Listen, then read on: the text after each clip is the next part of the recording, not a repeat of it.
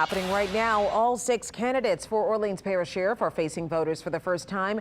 This forum comes at a time of intense scrutiny for current Sheriff Susan Hudson, who is running for re-election.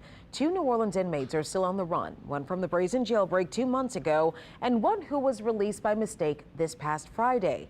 Tonight, we know more about how that mistake unfolded, and we've learned the sheriff's office notified the NOPD around 3 Friday afternoon. Our sources tell us the inmate, Khalil Bryan, had been out for around 14 hours by then. Rachel Hanley walks us through the latest.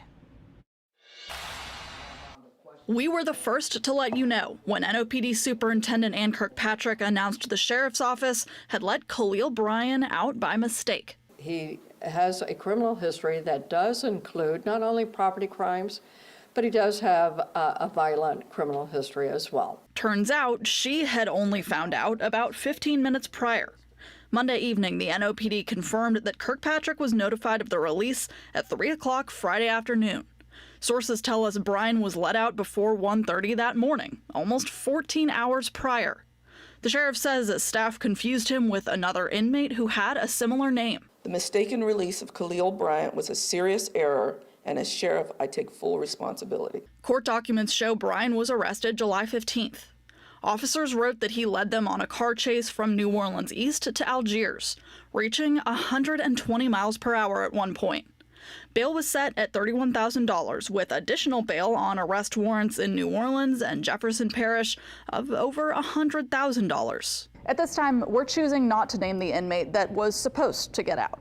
What we can tell you is that they were being held on a $2,000 bond for 1 count of theft of a firearm. While all of this unfolds, Sheriff Susan Hudson is preparing for her fight to stay in office. Basically, it's unprecedented in a sense that we've never had an incumbent with so many challenges that they have to overcome. Hudson suspended her campaign after the jailbreak in May.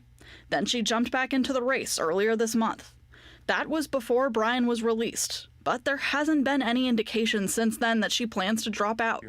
Political analyst Dr. Silas Lee says she could be confident that she can win over voters despite her office's challenges this year. Also, it's a question of personal pride, where many candidates do not want to create a gift or reassure the perception that they have given up and they want to go down fighting. Still, he believes that she is in for a tough race. Rachel Hanley, WWL, Louisiana. We reached out to the sheriff's office asking, as we have several times now, about the timeline of Bryan's release, and we have yet to receive a response. Saturday, they told us it was still under investigation. Now, Attorney General Liz Murrill did release a statement saying today that she's making several recommendations to the sheriff on how to improve the day-to-day operations of the jail and remains hopeful that she will embrace those changes. She didn't elaborate on what those recommendations are.